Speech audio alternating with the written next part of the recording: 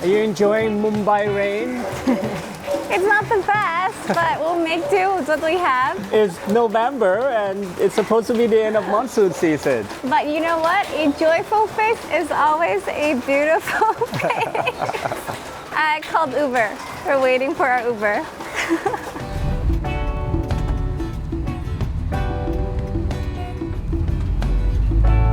So right now we are on our way to the meeting point of our guided walking tour of the Dharavi slum and to visit the world's biggest outdoor laundromat called the Dharavi. It's one of the things that you must do when you're in Mumbai. Yes, and we booked our tour on Get Your Guide, and it's only about $15 a person. So we thought it was a great way to start our morning, and then we will then venture off to see different things That in we didn't get a Mumbai. chance to on our first day. Yes, because I think there's quite a big contrast to Mumbai. So today we'll get to see the slums, but we also want to check out the new metro line that has completed in Mumbai. Yeah. There's so many other things that we want to see before we leave Mumbai.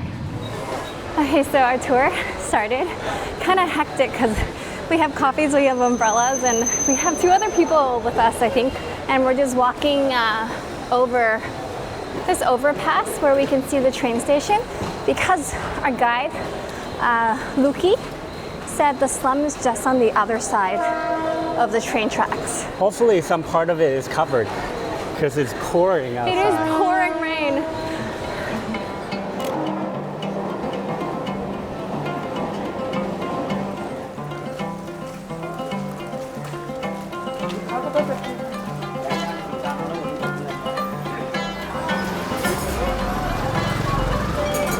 So we just entered Dharavi slum area, and honestly, it just feels like another big city within a city, which is often what people say about it, because there's a million people that live just in the slums here, and it is the biggest slum in all of Asia.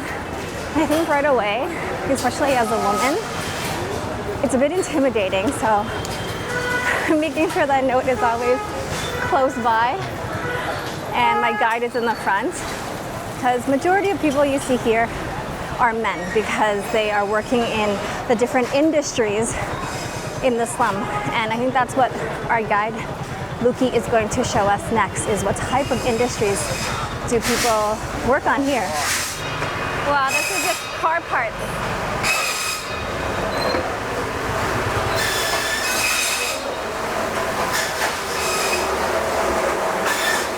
So did you say recycling is the biggest industry in 60%. 60%? Biggest one in slum. And is the recyclables coming just from Mumbai or all Only from over? Mumbai city. Only from Mumbai. So one of these bags here is worth 400 rupees of trash, and then they get sorted over here. And when they sort them, they check the color, check the quality, and then they crush them, melt them, and dry them, become pellets and toys. And this is one of the biggest industries here in the slum because India and the slum has a lot of trash problem. So they collect all this trash and plastic and recycle them and turn it into reusable plastic where they can make toys and other goods. It's a tough working condition. Yeah.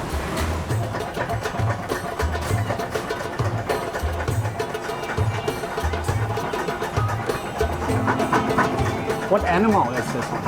Goat, water buffalo, and sheep. No cow. Is that crocodile? No, the crocodile just a structure. Oh, it's just a print. Crocodile structure. It's like a print almost. Yes. Right? Yeah. Impressive.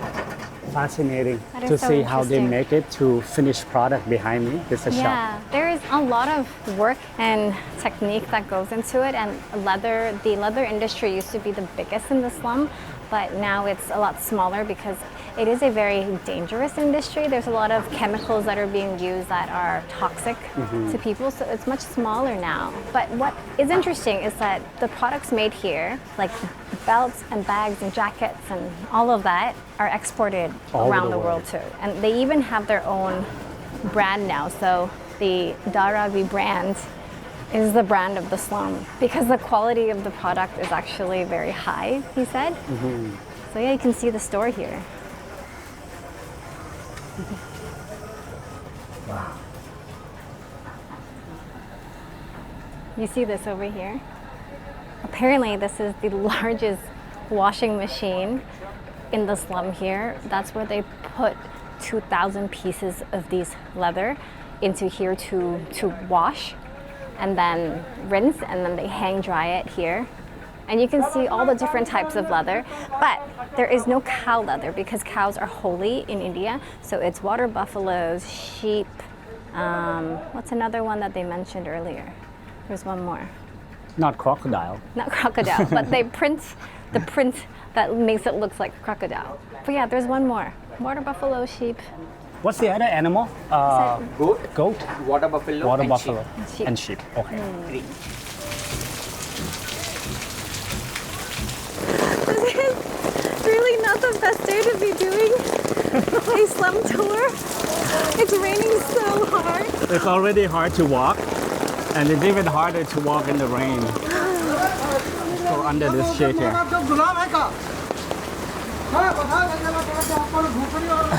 Oh Our god. shoes are completely destroyed now. Oh. Just don't fall. Okay. You probably heard of Slumdog Millionaire movie before. This is the shooting location inside the slum. But the interesting thing is that he said only 20 seconds made it to the movie. It It's was right here. when the boys were running from Yeah, over there and all the way to here. down to there. That's it. This is the only spot in the slum. But the movie was amazing. We watched was it again before we came here, and it's still one of the best. Yeah. Our guide just said that if we see that big building across the road there, that is actually still part of the slum. That's where all the owners of all these industries live, like doctors, engineers, all of them live in that fancy building up there, and they run the different industries like the textiles, recycling, and they make a lot of money and they pay tax to the government. I've never seen anything like this. It's a different world here. Even though we have slums in Thailand Yeah. as well, like in Bangkok, there Khon are Thai slums. slum. But I've never been inside also. But Because it's kind of notorious for drugs and Yeah. stuff like that, right? So of course you were told to avoid it when you were a kid. it doesn't have the same reputations as here. Here it's all about businesses and Honestly, different this industries. feels more like a big community. Yeah. So this is my home. This is Luki's home, bottom floor and top floor. He doesn't live here anymore, but Back his on that family lane, still you live wanna here. Find the front door. So how about for school? Is there schools in here or you have to go? We have public school, we have private school, but no university. So for university, that's We when move you to would the go city. out. Okay. Real quick, big thanks to Squarespace for continuing to support our adventures no matter where we go. Squarespace is an all-in-one platform where you can easily build a website for your blog or business, and you can save a lot of time by starting with one of their award-winning templates. And with their design intelligence feature, you can use AI to help you personalize your site with tailored designs and even assist with things like copywriting. They also have built-in SEO tools, which means that your site is optimized to help more people find you online. Just head over to squarespace.com for a free trial, and when you're ready to launch, go to squarespace.com/Flora and note to save 10% off your first purchase of a website or domain. Now let's get back to the video. Can I see the gym? You go. Oh, You have to take off your shoes. That's fine, that's fine. They are saying that's fine. wow, very nice gym. I used to go. How are you? How are you? Yeah. More people go for this gym. Wow, it's AC and everything. See?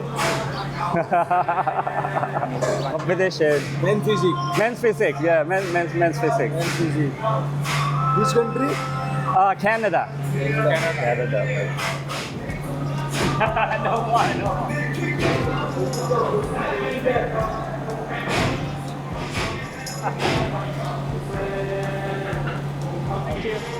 Thank you. Nice to meet you all. Thank you. Bye bye. That's awesome. They're so kind. Okay, right now we're going to catch the local train to To the biggest laundromat in Asia. Is it in Asia? In Asia. Outdoor laundromat. I think for people who booked this tour and didn't expect to hop on the train, it might be intimidating, but we got the train sorted. We Yeah. know what to do. We only have 15 seconds to hop on the train though, because that's how long they stop and let people get in and get out. Okay, guys, please. Quick. Go. Yes, quick. We made it. Only 50 So seconds. That was easy. Yeah. Yeah, we did first class train in our last video, which was much easier, but you can tell second class is very busy. You know what I noticed though? It's like 90%, 95% male. I can see why they have female carriages. Do you find it intimidating? I do, because I think they're not shy to stare. So, But usually when they stare and you smile at them, they will smile back. true. It's nice to have a guide, Yeah. so I we agree. don't have to figure things out. But also to ask a lot of questions, because when we walk through places, we see a lot of very interesting things that you really want to ask a local person and get their perspective on it, especially since our guide is born and raised in The slum. Dharavi. Yeah. It's different from what I imagined it would be. I think we will try to find a better opportunity, a more quiet place to kind of share some of our thoughts about the slum. Because we learn a lot during the tour. But right now it's like go time, so we're gonna keep going for now. All right. I always love taking the local train. Getting off was easier than getting on. So right now we're at the biggest laundromat in Asia, and because of the rain, they actually took in most of the clothes that they were hanging dry, and they're just starting to put the clothes back. So it doesn't look as epic as it usually is, It's but usually very colorful colorful and just big. operation going on. Yeah, but right now we have a chance to go walk inside to see what it's like as well. It's very, very narrow, so I think be careful where you're walking. Yeah. And there's people who are working non-stop, and it's big business in there. So yeah, we just want to make sure don't get into other people's way. Yeah.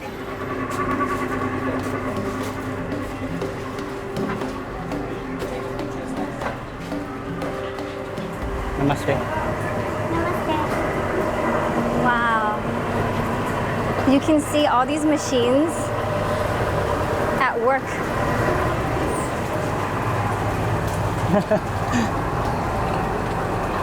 The dryer. Yeah, look,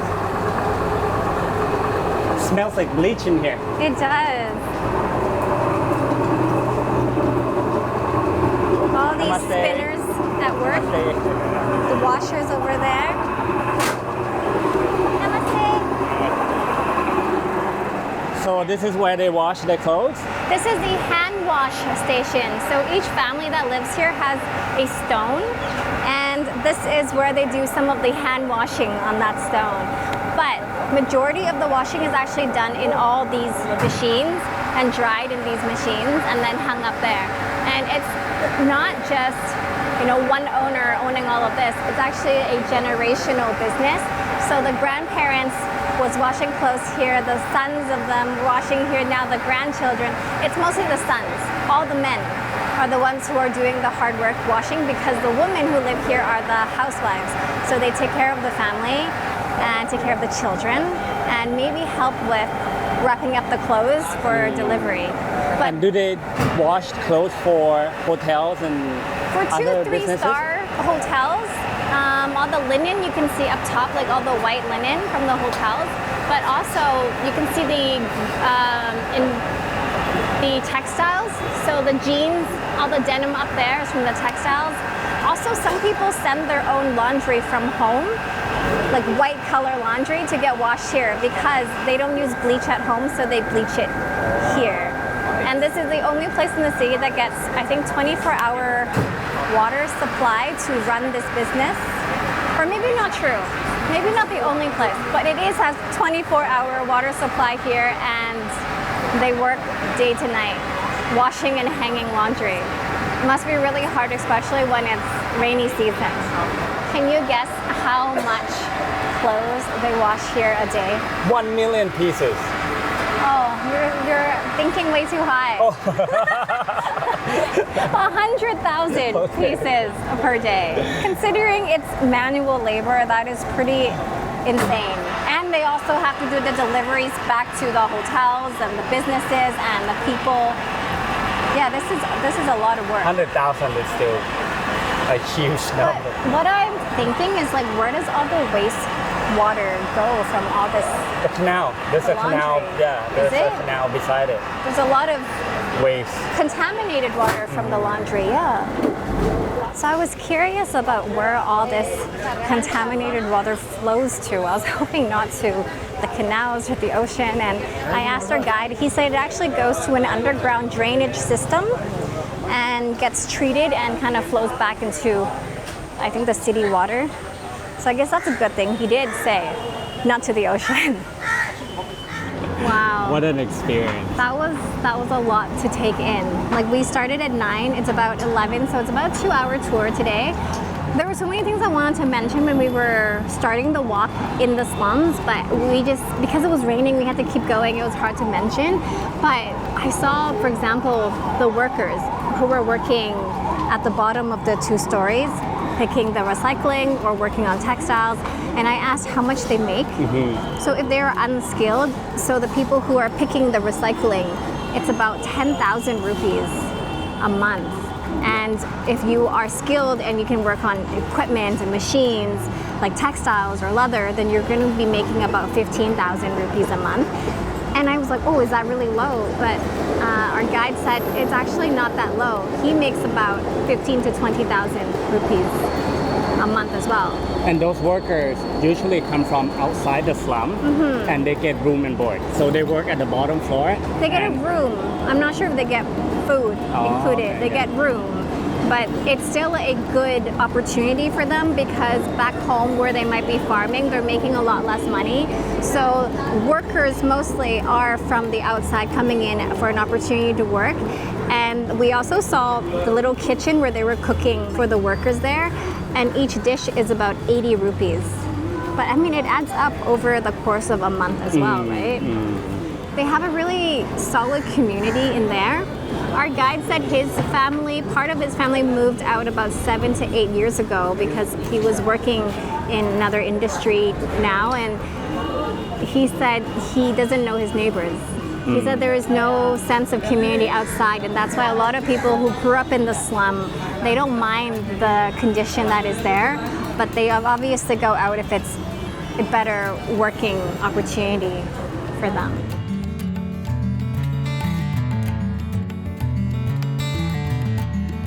Another interesting thing, which potentially is a very sad thing for the people in the slums, is that there is a huge redevelopment plan that is on the go already. So in the next 2 to 3 years, what we see today potentially is Might gone. not be here anymore. They are redeveloping the place because the second richest man in India bought the slum land from the government, and they're redeveloping it to be broken in 5 sectors where it will be high rises, industrial, residential, but very different from what it is now. And it may force some people to leave the communities as well. If you are able to come to Mumbai in the next year or 2, definitely do the tour, yeah. because it might not be here anymore. Look at this. This is how delivery works here in India.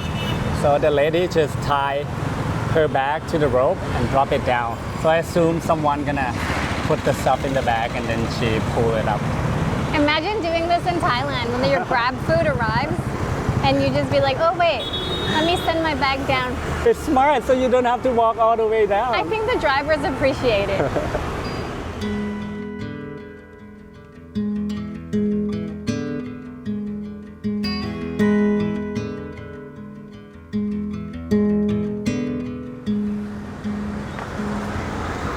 Now the sun comes out. They just tried to make it more dramatic for us. Let's take the new metro. A contrast to the train that we took earlier. We're gonna take the metro down to close to Churchgate area and grab some lunch. Hi. Can I get 2 tickets to one way?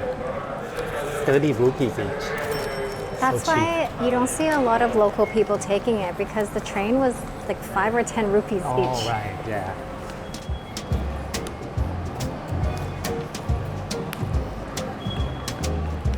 It's so empty. So quiet here.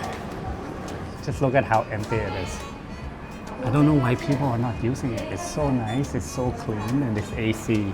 When we were walking here to the metro, I actually saw signs on the street that says use the Aqua Line to reduce emissions. Like the government is trying to encourage people to use the metro so it would reduce, the traffic, the congestion, because Mumbai traffic is pretty crazy. I think another reason that you don't see a lot of people though is because this Aqua Line is new.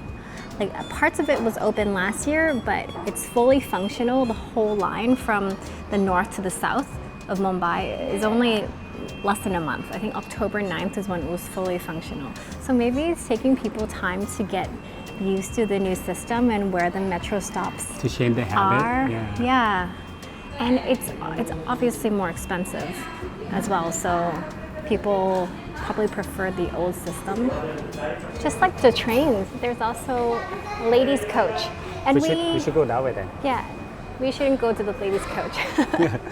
But also in some restaurants, you also see specific seating area for ladies and family as well. So it's quite an interesting thing to observe when you're here in India. And I would see why, for me, as if I was a solo traveler, I would feel more comfortable sitting in the ladies' coach, the ladies' dining area as well, because you left me for maybe like 5 or 10 minutes the other day, and I turn around and an Indian guy sat next to me already In an open field. in an open field. He was like right there, and he just said, "Hello, where are you from?"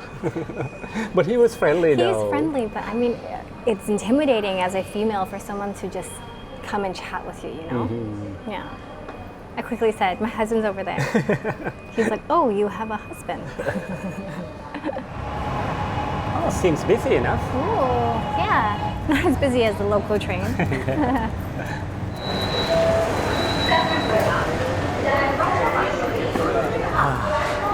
Nice and cool in here. Still smells new. Yeah. It's actually quite full. But considering it's a Saturday, I don't think it's that busy. Did you see the train earlier? Considering how populated and condensed everything is in Mumbai, it was a pretty crazy project to take on to build a metro in the city. I bet. So they basically dug underground, some parts down to 30 meters deep, and then they tunneled through the city because there's no space basically on top to do that. So they have to tunnel through. So 26 stations out of the 27 stations of the Aqua Line are underground. There's only one station that is up top. It's like, how do you clear the people in the city that never sleeps, right? Would they have to relocate some local people so that they can dig a hole? I feel like they must have had to relocate some people, because even if it's not the tracks that they're affecting the communities, but to build a station up on the ground, you probably have to relocate people. Yeah. But I think this is a huge achievement for Mumbai, because this really makes it much easier for a lot of people to access different places in the city, and probably would open up for more opportunities for businesses and for tourism and stuff. Yeah. We find it very convenient. And it's so affordable too. So do you like Mumbai Metro? Very Pretty nice. good, right? It's nicer than a lot of metro systems we have seen around the world. I mean, it's really new right now, so maybe that's why, but hopefully they can maintain it because it's really nice. It's very modern, it's clean, stations are really big, and I think the Aqua Line links to the airport, the international airport, because I can see a couple people with their suitcases. Yeah, the lady behind you has a suitcase.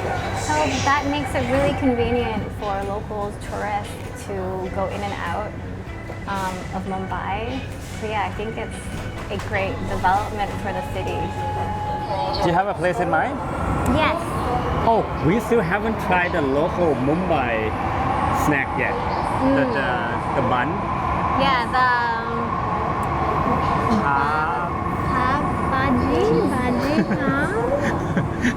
we'll find out when we get to the place. Oh, one more benefit to the metro station. Use the toilets because sometimes it's hard to find a toilet outside unless you can find a McDonald's or a Starbucks. I'm going to use the toilet here. Good idea.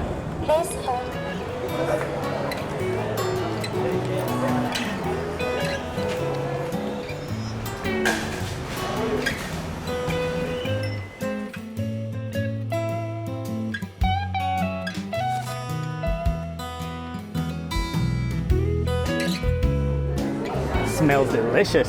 Smells so good in here. And the menu has a lot of different types of traditional food and snacks and drinks. And a little description in English will help us choose as well. I wish they have picture menu because it's quite overwhelming. Have no idea what they are. But you order something I good, ordered right? 3 things. Well, 2 things that I knew for sure I wanted to try, and then one was a recommendation by our server. But basically, I pinned this place called Swati Snacks because I wanted to try a lot of the local street food favorites in India, but in a Cleaner environment. Yeah, in a cleaner environment, and also I can ask them what it is, and I don't feel as intimidated. Thank you. Thank you. See, I've seen this on the street so many times, sugar cane drink, but never dare to try it there. So I get to try it here. Oh my god, they put ginger in there. That's delicious. Oh, that's really nice. It's room temperature though, which is interesting, but it's really good. I only ordered one because I wanted to try something called filter cold coffee, but the description was filter coffee and cinnamon milkshake. This actually looks really good. I love cinnamon.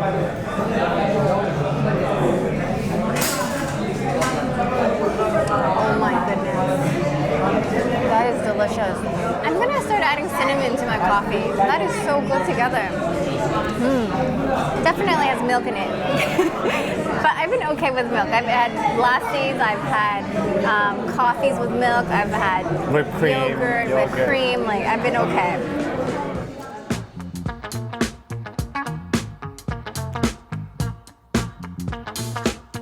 Okay, make the first one. We take this, add the chickpea, pickle mung beans or bean sprouts, potato. This is probably tamarind sauce. Oh, maybe, yeah. I think so. And then And I think the last thing you put is this mint sauce because it comes together with it. No. Oh. What? You pour it in. Why would you soak it? like that. Yeah.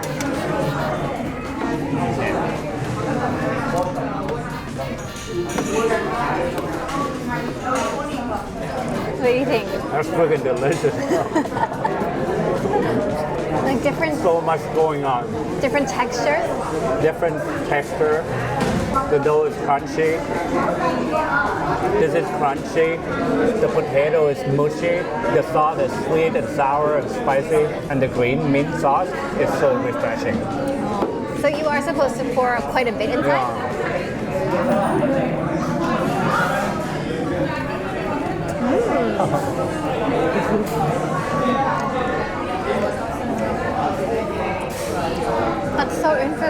It's so good, right? I don't think I've had anything like this before.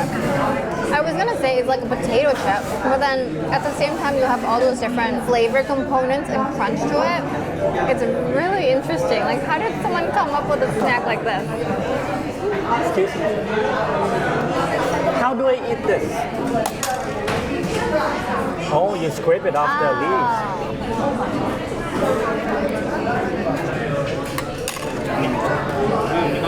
Put the green this sauce on on here. Oh, It's okay. I can do it here. Yeah.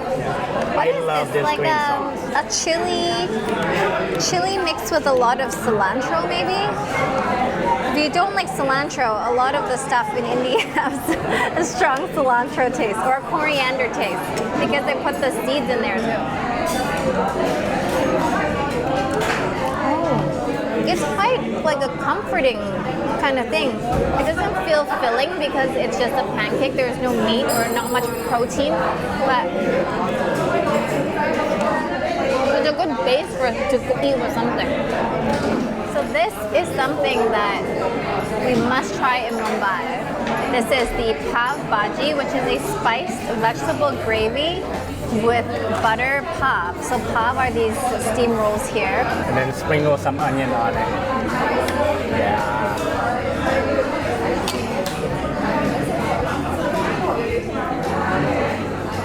I don't know. It just feels like a lot of carbs on carbs because it's gravy. It just tastes like a lot of potato, maybe tomato in there, so it's very carb heavy. It's like a heavy snack. Which one's your favorite? Pani puri.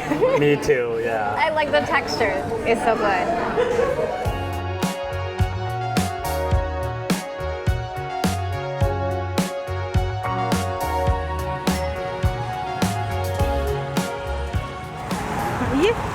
Yeah, come here.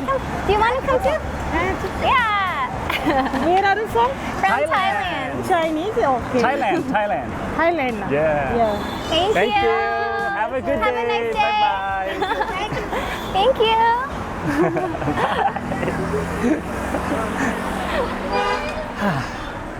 It's so hard to be good looking in India. It's not easy. I feel like being East Asian. Well, you're Southeast Asian. Southeast Asian and East Asian. We get a lot of photo opportunities here.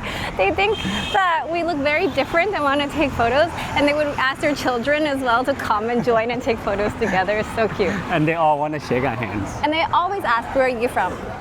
And we always say Thailand. But whenever I say Thailand, they're like, oh, Chinese. I'm like, I just said Thailand, but they know. They know.